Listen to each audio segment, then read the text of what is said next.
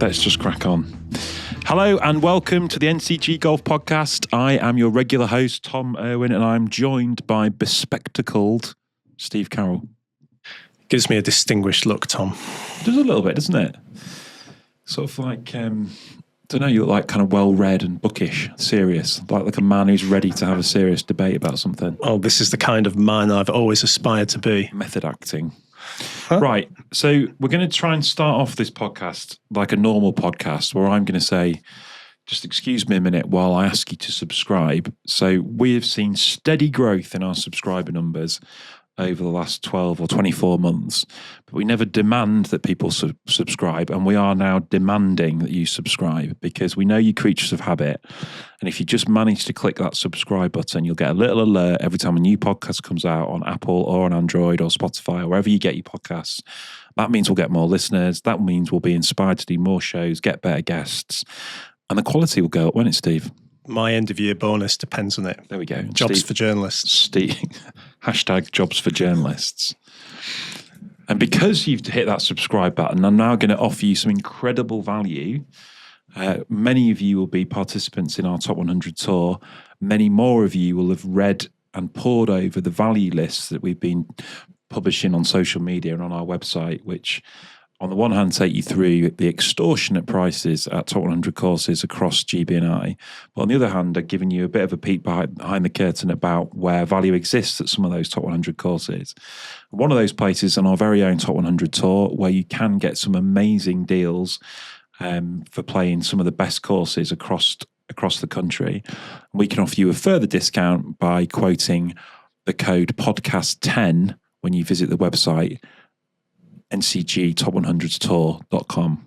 $3,500, I think you can save at the 72 Top 100 courses that we are visiting this year, where there's a discount to be had. Is that right? Just under $3,500, I think, on the rack rate summer price. So there's some absolute proper savings to be had. And then there's another 10% on that. And another 10% on that. That is quite a lot then, isn't it? It is quality as well, and you get free tailor-made stuff and all the rest of it. It's brilliant. Right, so today we're going to have a big deep dive into another survey we've been running. We love a survey. So we kind of like did a survey, and then this is kind of how we operate around here. We're like, oh, we've done one, let's do another one. So we now have done another survey, and this one is about golf club membership.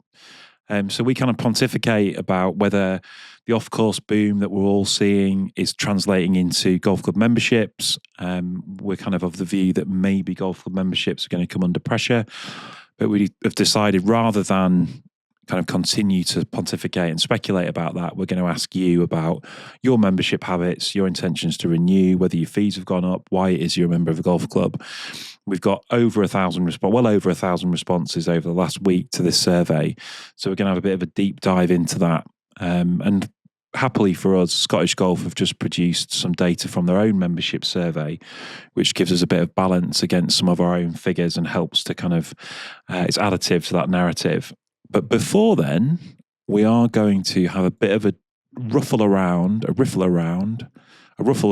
around in Steve's virtual post bag, by which I mean the comments on our website, the comments on social media that have flourished since last week's podcast on etiquette. The death of etiquette, or not, as the case may be. Etiquette or the lack thereof. Easy for you to say.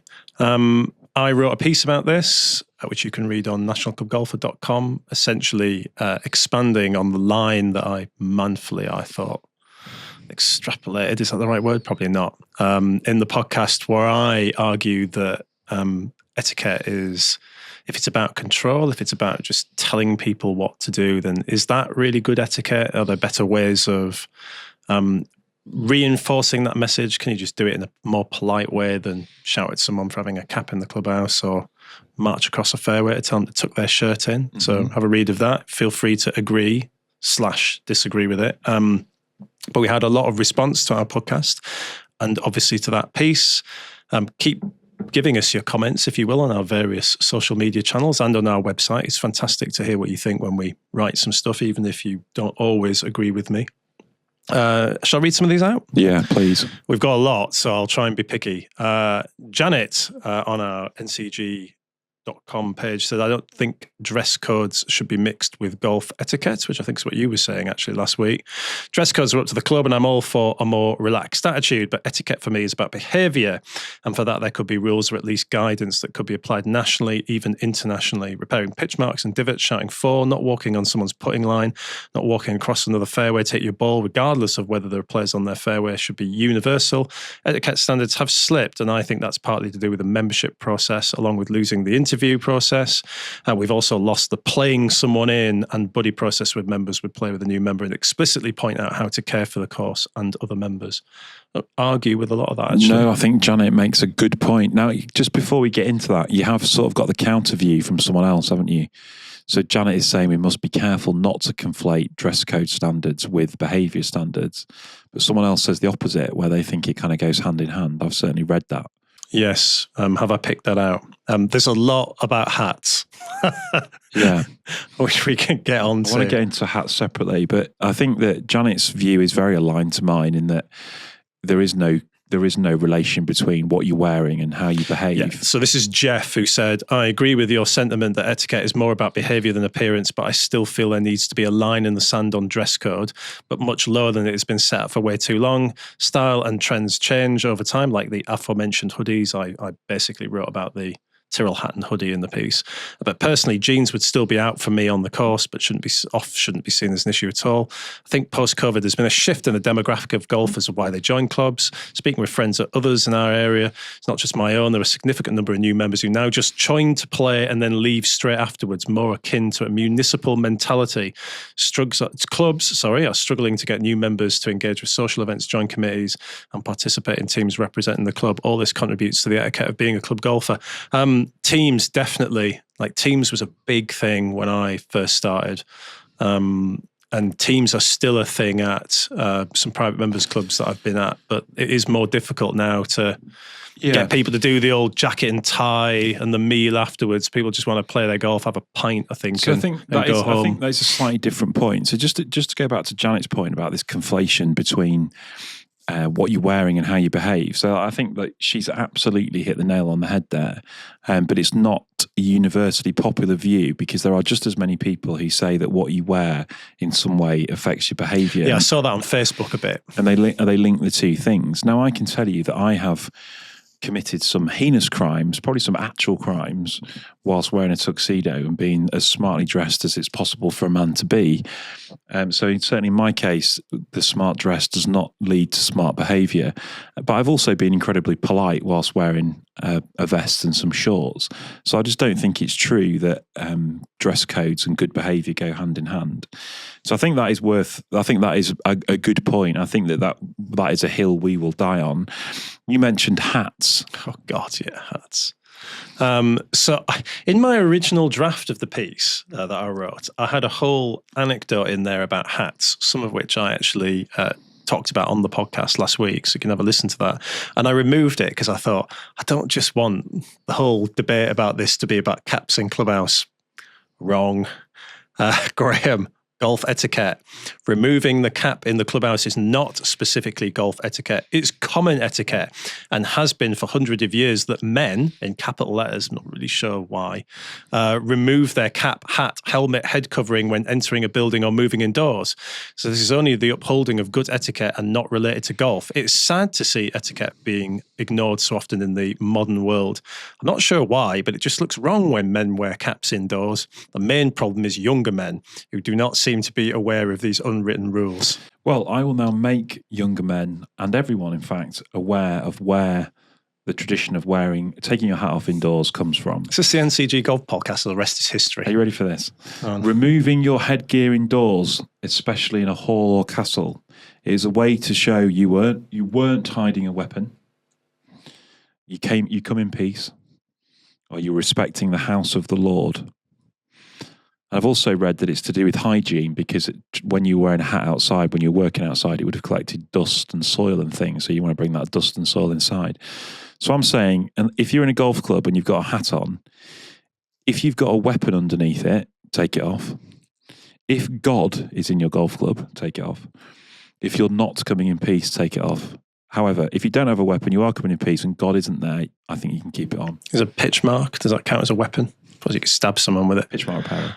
Andy, since pre-Victorian times, it has been considered the height of bad manners to wear any form of headwear indoors. Also, for those golfers that do, just how sunny is it inside your clubhouse that deems you to need to wear a baseball cap? I mean, yeah, fair enough. Let's move on from hats.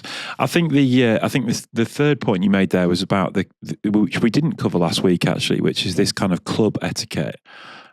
Which I would sort of summarise as being when you join a club, you are expected to involve yourself in club life, and you need to be a giver as well as a taker, would be one way of putting it. The problem with social events is they uniformly represent the membership. So, what some people think of as a good social event, I would not think of a good social event.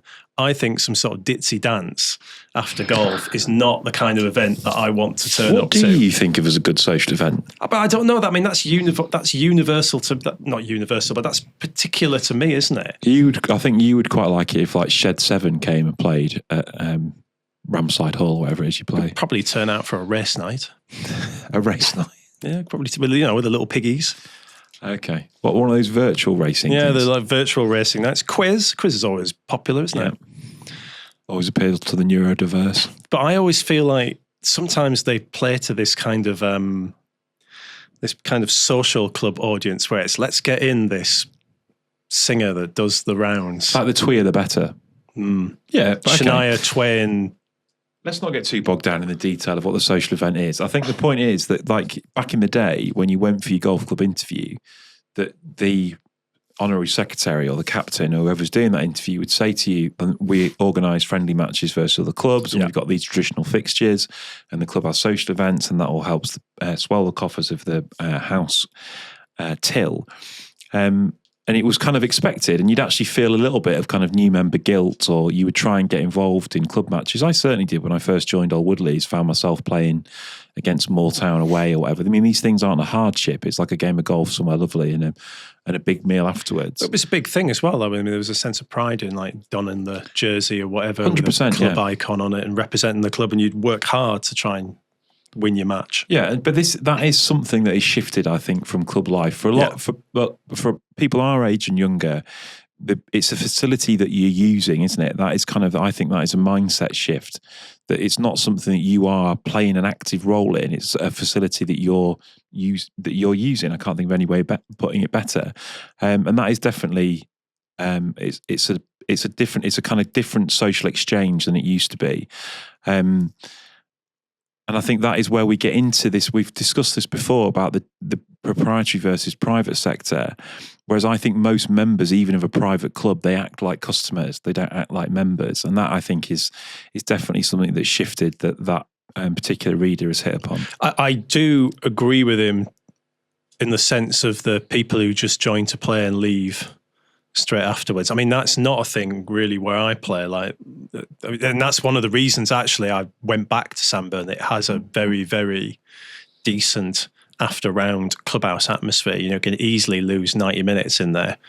Afterwards, a bit of food and a beer and whatever. Some may have more than one beer and take alternative arrangements home. But that's one of the reasons I went back to that. Back there, it had that very big after golf vibe, which is important to me. Like for me, it's the whole experience of the thing. Golf is just a part of it. Like what happens afterwards is as important actually as the golf for me. But I understand for a lot of people, just need to get away. Golf's a bit of exercise. It's something competitive for them to do, but get in the car, gone. The car park golfer, that's what they call them, isn't it? Yeah. So I think that's enough on that. Guess where I'm going next week, by the way? I'm about to be jealous, aren't I? You just reminded me, because I was going to start deliberately getting the name of Close House wrong for a joke. Is this one of those things where I have to just repeat that I've been to Harrogate recently again? Or? No, I'm going to your neck of the woods, that's why I mentioned it. Oh, okay. You're an expert on the northeast, aren't you? Well, I'm from there. Yeah, so I'm going to Mapfon Hall. Newly renovated Mapfon Hall. That's right, yeah. I'm also going to Ramside Hall. With its new smashing clubhouse and indoor entertainment area. I'm basically going on a tour of 4-star northeast golf resorts. Very interested to see what's going to happen with Mapfon, because obviously being a member at Close House has kind of had this monopoly for a while, I think, in the kind of hospitality / exclusivity golf stakes. And I think from all the vibes I'm hearing, Matford Hall are a very decent contender to them. And I'm really interested to see what happens at Ramside. I've done 2 or 3 sort of stay-in players at Ramside, and always wondered what they could do more with that facility. So, I mean, they've turned it into sort of a night spot, haven't they? Bowling inside and shuffleboard and stuff and simulators. And it's a pretty amazing thing. There's all of these facilities in the northeast, because there's also Rockcliffe Hall, isn't there? Anyway, so we'll see what that's like. Right. So we are going to get stuck into our membership survey. Are you ready for this? Drum roll. As I trailed earlier, we have run another survey of you, our dear listeners and dear readers of our website and followers of our social media accounts. And it's basically to try and get under the hood of what your intentions are in terms of golf club membership, how your membership fees have changed, what you value most from a membership. And this is kind of, I guess, against a landscape of, there's a lot of chat about golf club membership being under pressure. And obviously everybody's fees are going up. The cost of everything is rising. Clubs are facing kind of challenges on both sides in that their members are being squeezed by a cost of living crisis. And they're also facing rising fuel bills, rising wages, rising national insurance payments of their own. So the clubs have got increased costs. And then we've also, I think it's fair to say that we're kind of living through an era where people's expectations have kind of skyrocketed. So we all sort of sit on social media, we all develop FOMO about people having a better experience than us. We all kind of see what beautiful golf courses look like, and we expect ours to look the same, and we expect us to be having the best possible experiences at our clubs. I think there's kind of big pressure on golf clubs. I think there is a developing narrative that the off-course boom that I think is undoubted, so packed driving ranges, general participation numbers being up, how that is actually translating into traditional golf environments and certainly into traditional golf consumption through membership. But that is set against some recent numbers that Scottish Golf have produced, which would indicate kind of real positivity and growth around their membership numbers. So we'll get into the detail of that, but we're going to try and kind of look at both sides of that story, see whether this kind of boom in overall participation, boom in interest in the game, which feels like it's never been higher, is actually translating to your experiences at club level and how that's influencing your decision to remain a member or move your membership or whatever else in between, and how that ties into what we're seeing in Scotland, which on the face of it looks pretty good. So I think, why don't we start with the good news, basically. So there is definitely this kind of national growth story, if you like, or international growth story. So I've obviously spent some time in America recently. And I think that is kind of, it is worth just kind of like having that as a headline for this, is that golf in many ways has never been in a better health. So we're seeing huge rises in simulated golf. We're seeing much more younger people playing. We're seeing huge rises in influencer numbers, and that is because they're popular. They wouldn't be doing it. They wouldn't be creating content if they weren't able to generate followers. And I think that is all feeding into engaging younger people with the game. You're then seeing big sort of rises in the numbers of facilities and the quality of experience at driving ranges going up. So you definitely have more people engaging with the game in some form. And we're also seeing, on the face of it, some really positive news out of Scotland, where they're saying that membership grew by 5.5% last year. So they've 220,000 playing members of Scottish golf clubs, which is the biggest increase since COVID, basically. And some of the highlights within that, I think, sort of tell a more interesting story. So adult male membership up about 3%, adult female membership up about 1.5%, junior boys membership up nearly 30%, which is like huge, isn't it? Absolutely huge. I've been looking at participation figures and membership figures for years, and it's really, really hard, I think, to grow those junior categories. And people make a big song and dance about really small increases. So to see junior membership across the board for boys and girls go up over 30%, I think is massive. Nearly over 28% of that is boys, 3% of it is girls. But that is kind of upwards of 8,000 golfers in total of at the youngest possible age category that's measured, becoming golf club members for the first time. So I think that is a tremendously positive story, actually. And that growth in Scotland has become despite all of the oft-discussed economic pressures that households are facing. So on the face of it, it looks like there really is kind of strong underlying demand for the game. Yeah, that's why sometimes I look at some of the narrative that's pushed around membership and I sort of scratch my head a little bit with it. And we can talk about that a bit later, some of the reasons why. Certainly, I don't think, like, however you want to talk about cost of living, however you want to talk about pressures, golf is in the best place it's been since the early 90s.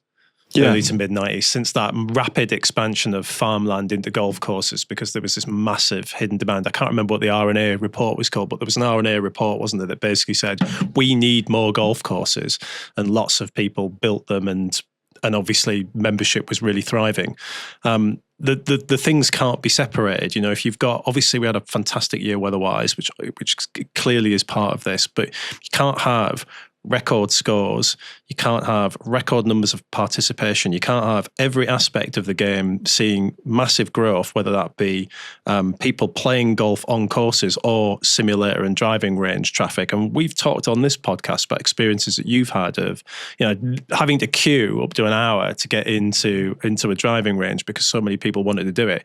You can't say that and then say golf isn't in a good place. Now, I am surprised still that we are in this position in 2026. You can't put these Scottish member figures down to COVID. You can't. Like, COVID was a long time ago now. Not in the sphere of our lifetimes, but for a lot of people, it was a long time ago now. You know, nothing that happened in COVID is getting people to get out on a golf course now. So, what is it that's keeping people in the sport? Yeah, I mean, I don't think I want to dwell too much on the detail of the Scottish numbers, but we're seeing it in England as well, aren't we? We're seeing massive growth in iGolf, for example, that we've talked about. We're seeing every expectation that I have, Tom, is that England golf will show similar sorts of membership figures. I don't think anyone's expecting any sort of big decline for 2025. Yeah, 26. Well, these figures relate to 25 though, don't they? So I think, this email kind of dropped an advantageous time to us, right? It did, because we were doing the survey. we were planning to do this survey, and then this email arrived from Scottish Golf explaining their figures. And I think that probably setting out on this, we were expecting this podcast to be a sort of doom and gloom podcast, right? We were going to say, right, everybody, you're all saying that golf's booming. Well, we've got some numbers that would indicate that it isn't. And we'll get into the results of the survey as we go along. But certainly in terms of this Scottish picture, if these numbers are to be taken at face value, and I can't see any reason why they wouldn't, this is kind of demonstrative of a game that's sort of in rude health, right? So this is not people kind of scratching at the surface of golf. This is people making a big year-long financial commitment to say, I am willing to shell out £1,000 to play this game sort of week in, week out. So this is an increase in the numbers of like very committed players. So I think that is one thing that is huge. I think the second thing is I can't stress enough how positive that junior figure is, because that is like, it's a huge percentage increase. It's a decent chunk of new players playing the game. And this is at a time when it's never been harder to mobilize kids. And I mean that in a sort of literal and figurative sense, like, because they just want to play devices. Yeah. Golf's really hard for them to get to. So if they're managing to grow junior membership, I think that is brilliant, and all credit to them. You wonder, like, how much of it's a local story in Scotland. Like, so we talk a lot on the Courses podcast, and it's like a kind of known fact that cost of green fees in Scotland at a lot of the trophy venues has gone through the roof. And you imagine that must have some unintended consequences. So first of all, it will cause green fee inflation at places that are not visited by Americans, because they are now more frequented by Scottish golfers. Does that in turn hand more value back to membership, because people think, well, actually, I can't afford to pay green fees 12 times a year. I might as well join somewhere. Yeah, I mean, although I would say about Scotland, and particularly regional areas, there's a lot more emphasis on Scottish and regional rates at some of those trophy courses that are just not really seen at a lot of English courses, for example. Yeah. So although I'm not saying that they're cheap still by any stretch of the imagination, you know, I don't think you have to go and pay the rack rate at Dumbarnie, for example, if you're Scottish resident or Fife resident, there is a local rate. Obviously, the St Andrews courses aren't there. There's a local rate there, isn't there, for Fife residents? They have the option of the Links Trust card as well. So I think that kind of establishing an opportunity for Scottish players to go and play their best courses, that's much more. That happens a lot more in Scotland than it does in England, for example. Yeah, and then the second thing that I just wondered whether is golf club membership potentially a beneficiary of the cost of living crisis? I know that sounds a bit of a strange thing to say, but there is a thing that in recession that we all stop spending money on big ticket items, but we can't help ourselves but give ourselves little treats. So we get more takeaways, for example. We download more movies from Apple or Sky or whatever, because we want to reward ourselves, but we don't feel that we can reward ourselves with a big holiday or a new car or whatever, because we're in recession and there's a squeeze on our pocketbooks. And I wonder whether people are taking fewer holidays because the cost of flying to places, the cheap airline thing is kind of almost a thing of the past. Exchange rates aren't great. So whether people are actually thinking, actually, I'm going to be at home more, I'm going to be away less, therefore I can extract more value from my golf club membership, whether actually the golf club membership starts to fall into that small reward category, because on a cost per round basis, it probably does. I've got to be careful not to generalise. So feel free, listeners, to have a go at me if I've got this wrong. But my perception is that golf club membership in Scotland is a fair bit cheaper than England. Now, there are reasons for that, economic reasons, as well as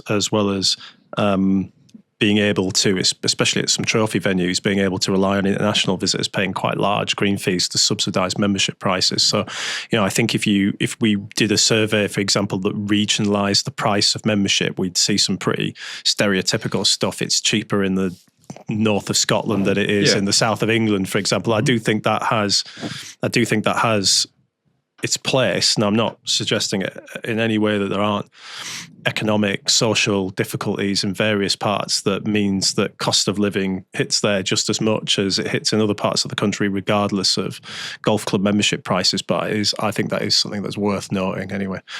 What's the price that you're always quoted at North Berwick? Something like £600 or something for membership costs there. I mean, I've seen prices at places like Matrihanish. It's all right. Matrihanish is out of the way, but it's pretty good value. Please don't mention North Berwick on this podcast or any other, because like alarms start going off. You'll have George Cram round your house before you can say West Links. Why is it number 4? Right, so I think that kind of hopefully sets the scene for what's happening in Scotland. So kind of concurrent with this, we've run our own membership survey, and I think this has given us some real insight actually into what a golf club member looks like. So we've had well in excess of 1,000 responses, closer to 1,500. And I think the first thing that sort of screams out is that a lot of people have been members of clubs for a long time. So 60% of our respondents have been club members for over 20 years. So that we're basically talking about the majority of these people are lifers, right? So they played for most of their adult life, if indeed not since they were kids. 80% have played golf for more than 20 years. They've been in the game for forever, basically. Although this represents both of us as well, doesn't it? It does, yeah, absolutely. Yeah. Over 90% are male. I'm over 90% male. Are you? Last time I looked. Just about, although testosterone levels are dropping fast. Well, I'm told baldness is about too much testosterone, so it's all right. Make of that what you will. Sounds like total bullshit. Sounds like sort of thing a bald person would say. Well, quite. The majority are age 55 plus. So I guess in many ways, there are no surprises there. But do you know what this tells me? This tells me what every other survey tells me about golf club membership. This is the core. Every golf club membership survey you ever see says, what's the average age of membership? I think the average age of membership in England is 54 plus. So this is heartland stuff, isn't it? This is the exact identikit of a stereotypical club golfer in Great Britain and Ireland. But it's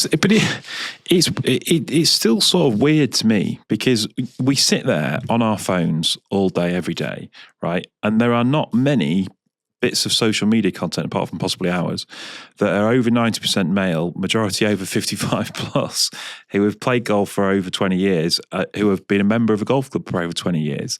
Like, if you're producing content, or if you're looking for that kind of profile in golf social media, it's few and far between. So the noise around golf is not happening here, is it? This is not what you're seeing.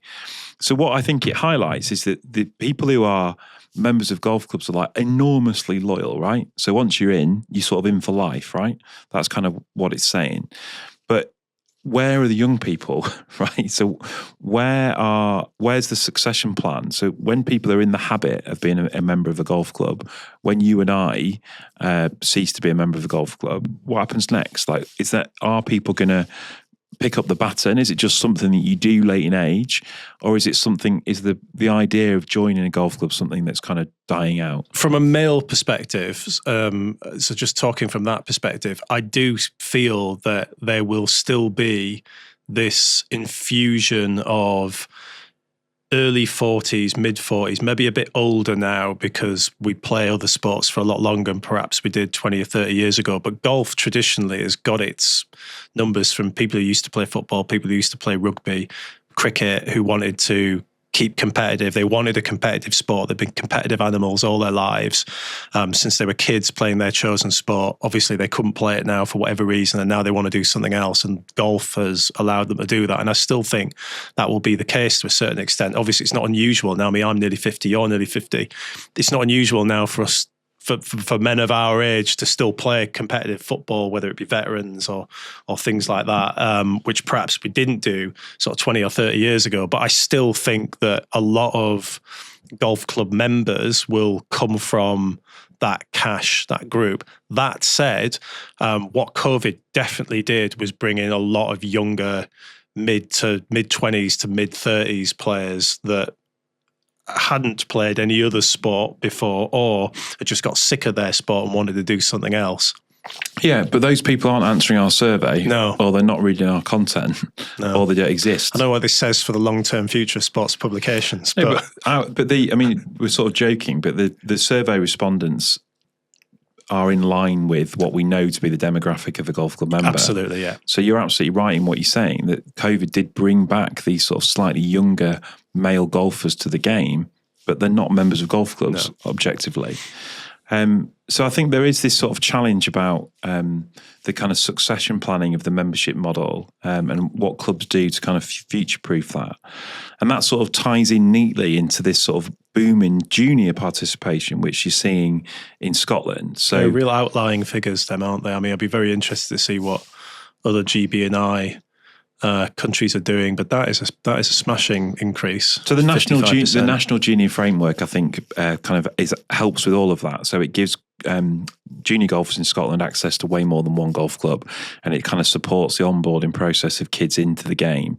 And that's where you've seen this like nearly 7,000 golfers, so a 55% increase in that network over the course of the year. Here, then I'm kind of in this world at the moment of trying to find ways, access points for my kids to get into golf. So first of all, there are amazing facilities like White Ridge, which are becoming increasingly prevalent. Like, they used to be massive outliers, but like local schemes like they have at White, where they organise competitive golf every Sunday for kids on their 12-hole golf course of all ages, all abilities. The course that Tadcaster offers is free junior membership. And this type of information is starting to penetrate with parents. So I quite often hear non-golfing families saying, I'm thinking of taking my kid to Tad because I know they're offering free access for kids. That sort of thing absolutely matters. So local initiatives, I think, are playing a huge part in it. You've then got kind of national programs, which I'm trying to sort of engage my kids with at the moment. So Golf Sixes, which is like competitive inter-club stuff. There's also things like Ping Junior Series. There's a Junior Faldo Series. So once you're kind of on a pathway, I think there are more and more places for you to kind of take your competitive golf. And that sort of matters as well, because that is what the kid is experiencing in football. So they kind of start off doing keepy-ups in the back garden, playing with their mates in the yard, then they join a local club. But they want to be playing fixtures against other people. You need somewhere to test your abilities. And I think that golf is doing that pretty well, as in like there are more and more opportunities for kids to do that. And like I said this on the podcast with Jack the other day. Anecdotally, I just think that driving ranges are packed with young people. Yeah, you've said it in hours, yeah. So I think there are tons of reasons for this. Like the pipeline, basically, I don't think has ever been stronger. And we have to call out influencers and social media for this, because things like Four Brothers, things like Good, people like Rick Shields, kids like this stuff, right? They're on a platform that kids understand in YouTube in the main. So it's kind of there alongside their own content that they're enjoying. And the golf content is just part of the YouTube mix in the child's eyes. So they're aware of it. They're kind of cogent of golf existing much, much earlier than they used to be. And I think that we were in a real dark period for golf and golf's general awareness, almost in the run up to COVID, before the grip of social media had really taken place. And we were having conversations like, well, there's no golf on BBC, so how is a kid in a non-golfing household even supposed to know it exists? And that's sort of totally flipped on its head, hasn't it? Yeah, because you've almost never had more free to access golf. It's just coming through influencers. And let's be straight about it, professional golfers becoming influencers. So Bryson DeChambeau's got a huge role to play in this. So I think that the top of the funnel stuff of social media has never been stronger for kids golf. I think as you get further down that sales funnel, the experience at driving ranges is amazing. Sim golf's got a huge golf to play. I think that pay and play facilities are kind of tapping into this and kind of understand the benefits of the footfall through their facilities of getting kids there. So it's kind of as you get to the bottom of the funnel where I think the challenges start to come in. And how do you then, in the current club structure and the current kind of pathway out of junior golf and into adulthood, how do you get what is undeniably more juniors staying as club members as you move through? Have someone who's not a fossil be your junior organiser. That'd be a good start. I mean, I jest, obviously. I do think, to give clubs some props, I think they're working hard on junior structures in the main, and I think things are getting better in that regard. I've seen a number of clubs who, if we go back not too long ago, juniors were often told they couldn't play in club competitions for various reasons, usually because people don't like their £20 pot being taken by someone else, largely. But I think that is changing now. I've personally seen a number of clubs that have embraced juniors into adult competitions. Obviously, that comes with its own challenges, but putting everyone part of the same ethos of the club is really, really good. I just think in terms of current club structures, it's hard, isn't it, when you've got 60 years, 70 years sometimes of difference in age between two people. You've got a junior who might be 11 or 12. You've got someone at the club who's in their 80s who've been there for like 60 years. It's hard for those two to find common ground, isn't it? And clubs often try and steer a middling path between lots of different generations, which I don't think work. And you see that most strongly, although I don't want to bring it back to it, in things like dress codes, where there are just completely different ideas of what's acceptable and what's not. And this is why golf has this conflict all the time. Yeah. I think that is a massive part of it, actually. So once you kind of our age, you sort of just accept the rules and regulations, don't you? Because you've sort of grown up with it, and like you might think it's stupid, but you just get on with it for a quiet life, basically.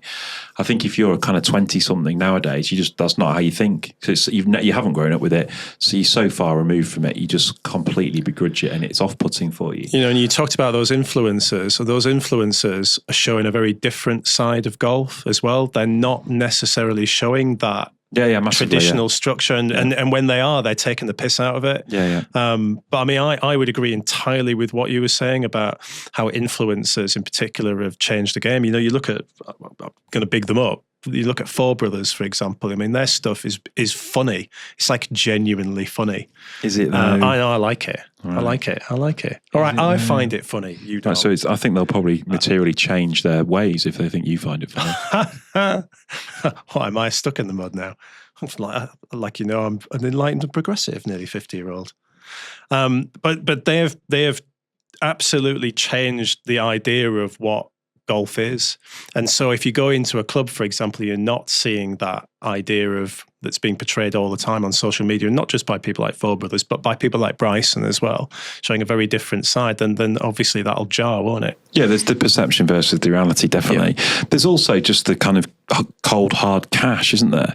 So these days you can play for free until you're kind of 16 at quite a number of places, and certainly for like heavily discounted rates.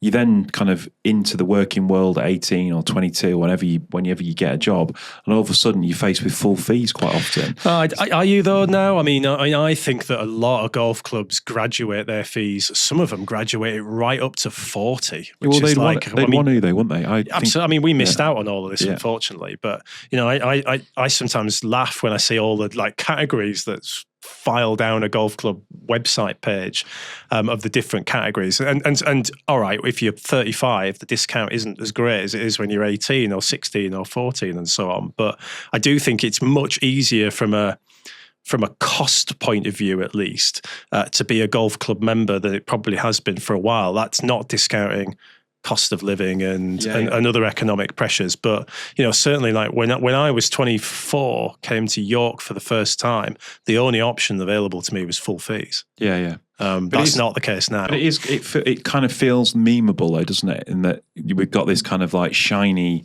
come on in juniors, it's free golf lessons, free access to golf, wear what you want. And then literally they turn 18 and it's like, here's a bill for $2,000 and also can you put a suit on? Yeah, I suppose there is some of that. Well, there isn't, but that is kind of what I think golf clubs have to avoid, isn't it? Well, there's a perception of that. They need to soften the landing as much as possible. I do just need to do something personal at this point. So I often on this podcast talk about fondly about my salad days at Louth Golf Club in Lincolnshire. The guy who was our junior organiser passed away last year, Trevor Moody, God rest his soul. And last week, the person who I would say probably was like the person who inspired me most when I was a kid, sadly passed away. It's a guy called Pete Whitworth, and he was responsible for a lot of my soft landing into golf. So he was an absolute scruff bag, but he absolutely loved his golf and knew his golf like really, really well. Was a huge sort of club man and kind of was there kind of almost every day, like played loads of B team golf. He was the secretary of loads of things and had been the captain and all the rest of it. And I can still remember kind of like playing B team matches with him, and he was kind of my elder statesman and I was his kind of protege. And I can still remember things that he told me, like when the greens are wet, the putt doesn't break as much and all this kind of stuff that you don't know where you got it from. And I was kind of reflecting on him when I heard that he passed away last week. And I think those kind of figures are still so central to golf club success for this kind of thing, aren't they? You need benevolent people who are going to bring kids along with them. Yeah, and sometimes we, mock's not the right word, but sometimes we do criticise volunteers for various attitudes, but it remains the case, particularly at junior level, that without them there's no golf. Yeah. So I'll come to your funeral, Pete, and I will definitely go for a Guinness Zero in your honour. Right, we need to talk about women. So I think this is, we kind of have to talk about this, and I think this is a bit of an elephant in the room, to be honest with you. So you can talk about the junior stuff, I think, in quite an impassioned, genuine, celebratory mood, because like I said earlier, I've been looking at junior participation figures and like scoffing for years and years when they've moved like 1%, and looking at those Scottish figures and kind of the eye test of what you're seeing at golf facilities and the amount of kids there are there. There's undeniable growth in that category. Scottish Golf have got this kind of grand plan to grow female membership by over 50% over the next decade. And these are the kinds of initiatives that kind of governing bodies and the game has been talking about for years and years and years. England Golf have had a scheme called Girls Golf Rocks for some time. And there are these sort of pockets of either individuals or union-based activities which are totally focused on trying to increase female participation.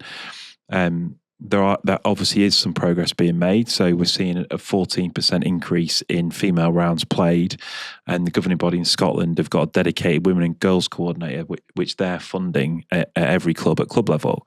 But the kind of data, both in terms of the Scottish Golf numbers and our own survey, and just what we know in terms of what will come from the England Golf data, is that female representation remains really, really low.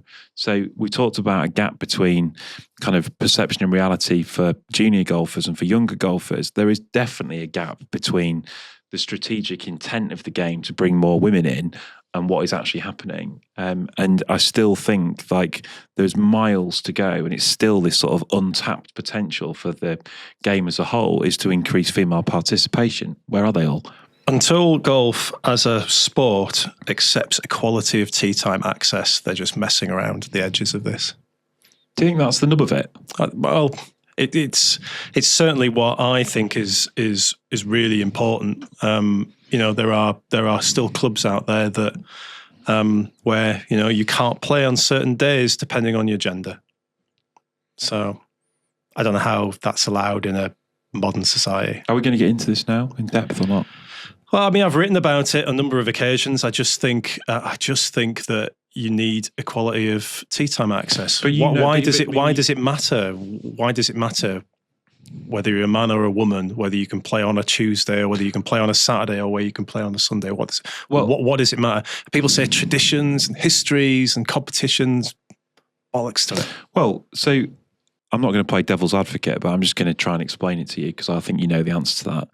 So if golf didn't exist and it was invented tomorrow and we built a golf course across the road, we wouldn't build it across the road, would we? We'd find a nice sandy bit of soil further down the road and we built an amazing golf course and we decided on what our membership policy is. In today's society, where women just work just as much as men, we would just say the membership fees are this, and we wouldn't have the concept of male and female memberships and differing playing rights. But the working practices rather than traditions, and I think that is an important distinction in golf clubs, is from a different era where the man works and the woman doesn't, right? So that is why Ladies' Day is Tuesday. That is why women of a certain age are perfectly happy to play on a Tuesday and pay lower fees because of it. And that is why we are where we are.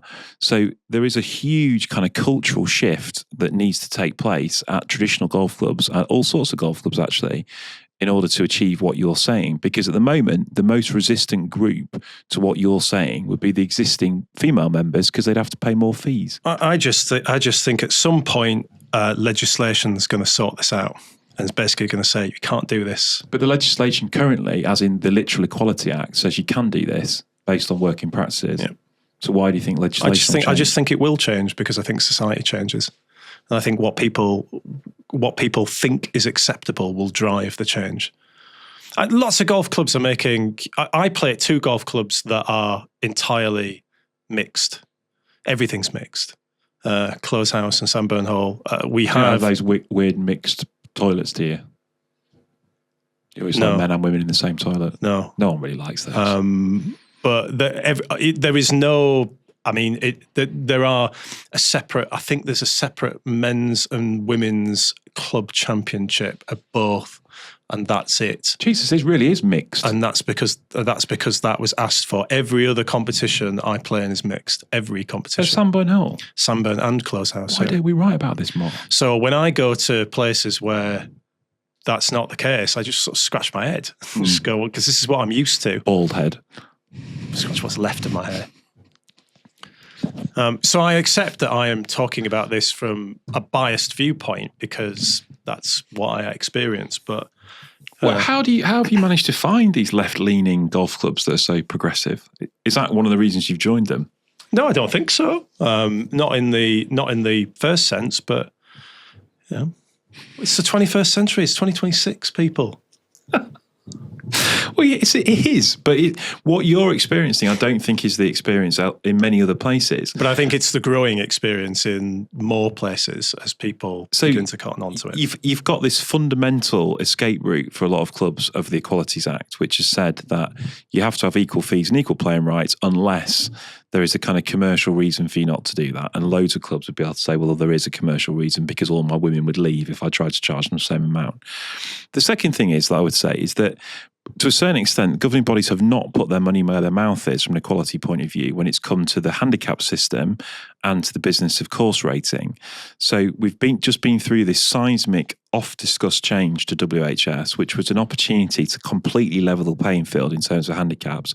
But we still have this concept of men's and women's indexes being different and calculated differently, which feels like a ball drop to me. And bigger than that is that there was an opportunity to rate every set of tees for both genders from the get-go, and they chose not to do it. And the argument they made was it was more important, basically, from a resource and time point of view, to do all the tees for men because there's more men playing. So it's the kind of very definition of a self-fulfilling prophecy, right? So I think this is why I say this is the elephant in the room, is that the data is telling us that the female participation numbers, both in terms of membership and rounds played and everything else, are not moving as fast as men's numbers are in the same direction. And I think a lot of noise is being made about efforts to be made to grow female participation. Perhaps the on-the-ground reality is slightly different. Let me look into the future, right? In certain areas of the golf club industry, there's a particular demographic, right? That demographic, with the best will in the world... Well, you always raise your eyebrows when you say something you know is going to be polemic. ...is counting its days are numbered. Oh, here we go again. So I would say, where is the next generation of people coming from in golf club membership? Now, we've talked about men. Where is the next generation of women coming from in golf club membership? Can you think of any women of... can you think of people who are prepared to put up with some of the things that they're asked to put up with at golf probably clubs? Not. No. Yeah. You have to be you have to be really keen. Yeah, and you have to have grown up with it, more likely. So you've just sort of become thick-skinned to it. Yeah. Should we move on? So we asked people about money, which I think, and you talk around the edges of lots of things that often people's decisions, people's happiness will come down to how much stuff have cost and their perception of value. And I think that the two things are distinct, aren't they? So there's the headline amount for that membership cost, but there's also the perceived value of that membership from the individual in question. So 85% of you are telling us that your fees increased during 2025. So that's basically everybody, isn't it, I think? Most of you are expecting increases over the next 12 months of somewhere between 5 and 9%. So I think inflation is somewhere around about 4.5%. 3.4 now, okay. CPI, I think. So we're talking about increases to fees, which are sort of twice or three times the level of inflation. And again, most of you are expecting further increases this year of that kind of level, so nearly 80% of you. So the cost of membership is going up. And so an increase of 5% on a membership of £1,000 is 50 quid. On a membership of £2,000 is 100 quid. I think that the amount in itself feels small, but this has been happening for a long time. Like the membership of my golf club has more than doubled in the 13 years that I've been there, which you might say is in line with inflation. It probably is, but at the end of the day, it is twice the amount of pound notes that it was when I first joined. Yeah, and it only matters if your wages are rising at the same amount. Yeah, exactly. If they're not, then... Yeah, so I think that you've got this... you've got a huge amount of strategic thinking and investment from clubs and governing bodies, which is designed to drive participation, right? So we've got things like iGolf, things like access to scoring apps, campaigns to get more women into it, free membership for juniors. All of this is designed to ramp up the numbers of people playing the game. But are members still going to see the value in the kind of upfront cost of a membership? That's the big thing, isn't it? I still think that if you're playing at the level of some of our survey respondents are, if you're playing the numbers that they are, then golf club membership still is incredibly good value. Mm-hmm. Really, really good value compared to, say other pursuits. If you're paying £1,500 for a golf club membership and you're playing 150 times a year, that's pretty good value, better value than a Premier League season ticket, all that sort of stuff. Really good stuff. I think it's also ticking more boxes for you, isn't it? And I think the Premier League season ticket is an example that we often use and others often use it, but it's also only part of the cost, right? Because you've got to get there, you've got to park your car, you've got to buy your burger, you've probably got to buy a shirt for your kid, etc., etc.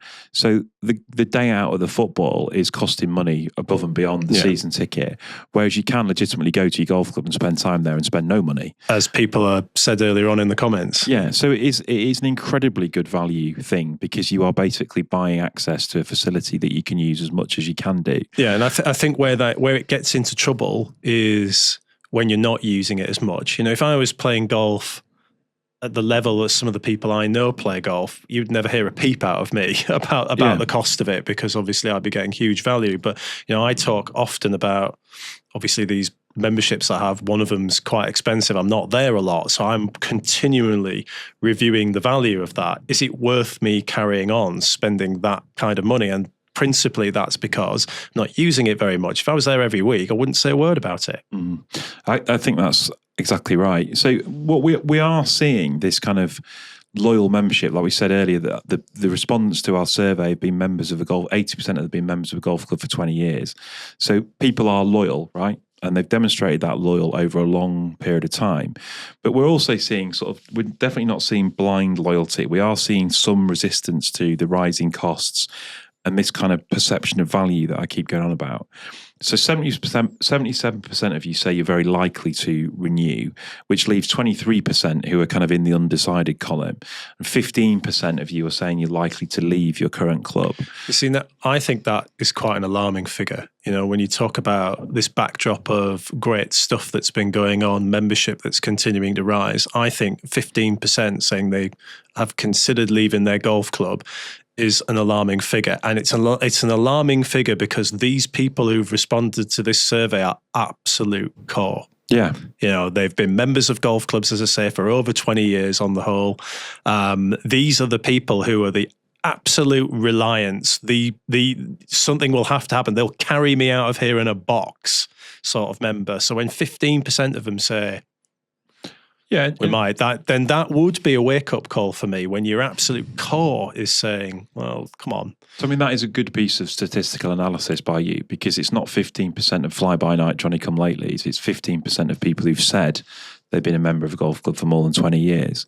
So, and in actual sort of numbers, that's also a big number of people. So if most golf clubs have got a membership of 1,000, that's 150 people. That's a lot of churn, isn't it? Yeah, I think the usual retention rate is around sort of 6 to 9% normally. So an average golf club would expect to lose people every year for various reasons. Some people just get sick of it. Some people die. Some people move. So, the figure never stays the same. There's always a little bit of churn. And that's why you want waiting lists, isn't it, to sort of fill that back up. But people who are considering leaving doesn't necessarily mean they will leave.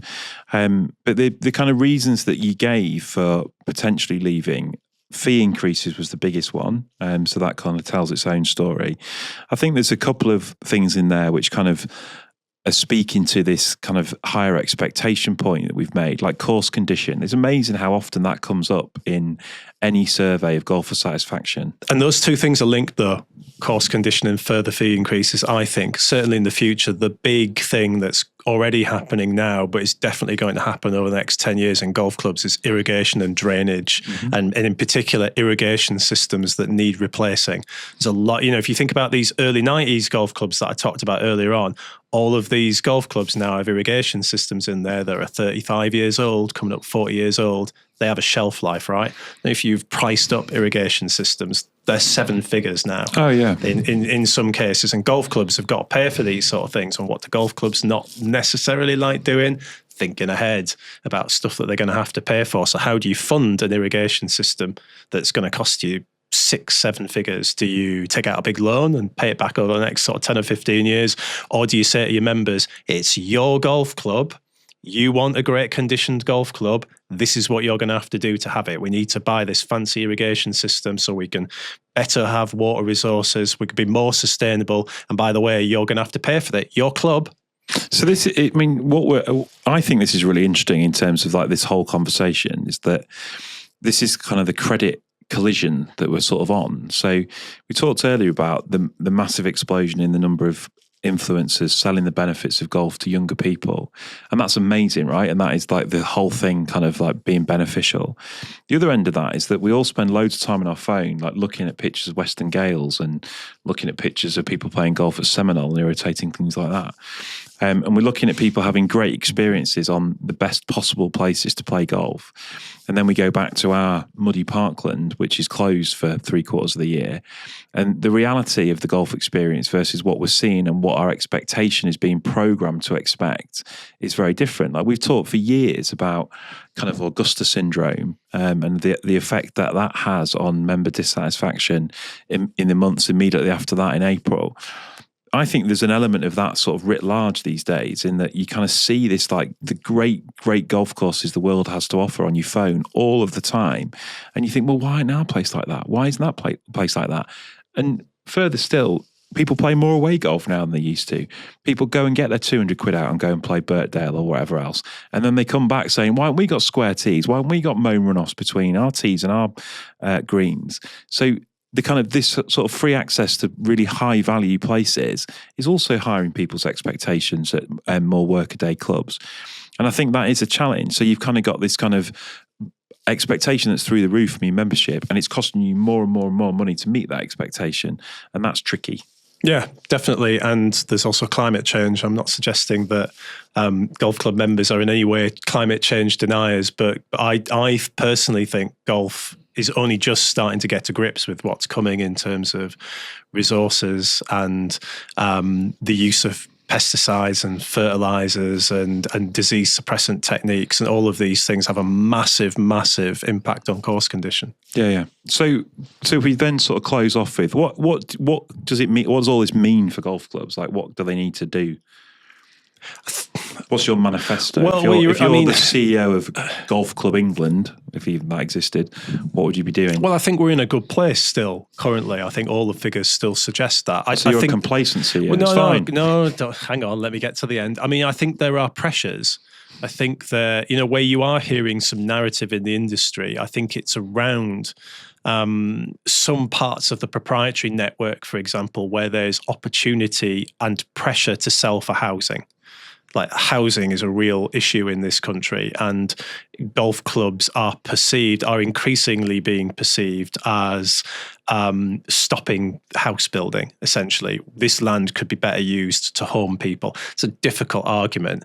Now, as a members club, not talking around things like leases, that's one thing. When you're a proprietary club and pressure is building to release things for housing, and there's a lot of money that can be pushed at you in order to release land for housing, then that's where I think we'll see some pressure on golf clubs in the future, because proprietary golf clubs are run for profit. Yeah. They are businesses. Members like to think they're members. They're not. You said earlier, they are customers. They need to think of themselves as customers. It's up to the proprietor to do what they want with their business. And we are seeing bits of this, aren't we? We're seeing clubs that are selling off land, shortening their courses because of the housing need, and obviously it's profitable for them to do that. So I do think there's going to be some big changes in that market. In terms of the overall golf club perspective, as I said at the start, we're in a decent space at the moment. Participation's really high. Membership seems to still be really good. Scottish figures that you've explained earlier on, England figures look like they're going to be pretty similar, but there isn't a lot of room for complacency. The people who have filled in our survey, if they don't mind me saying so, are older.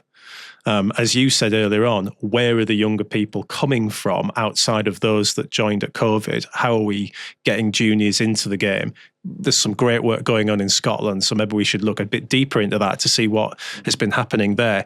But when your core group says 15% of them say, well, we've considered leaving because of things like high cost, course condition, the perceived better value elsewhere, then that is something to think on. It's not a situation where we can rest on our laurels.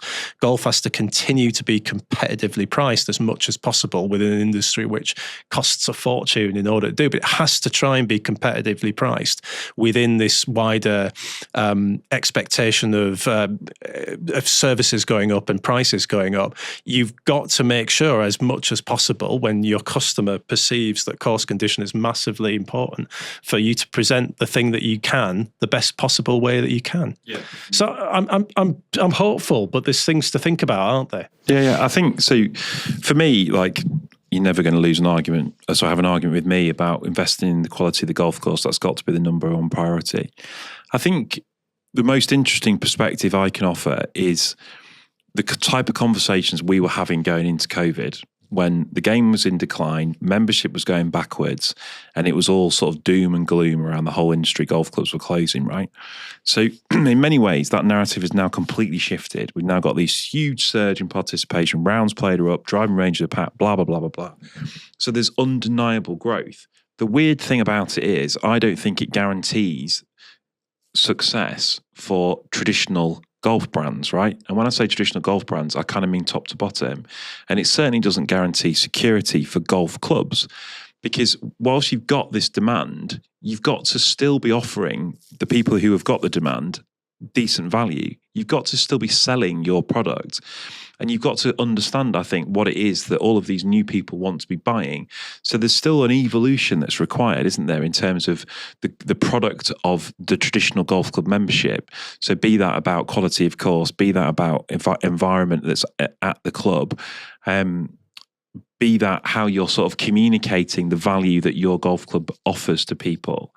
We're still on a journey, I think, that in order to kind of move these people from driving ranges, from Sims, off Instagram, into the big leap that golf club membership is, golf clubs still need to carry on this journey of evolution to retain people better. Yes, I would agree. Jesus wept, Steve. That was long, wasn't it? It's a lot of talking about things to do with golf. Please do tell us what you thought about the results of those survey. Is it in line with your own experiences? Please do leave some comments on our website. Please do subscribe to us wherever you get your podcasts. Please don't rattle us about North Berwick anymore. That ship has sailed. Thank you, Steve. See you next week.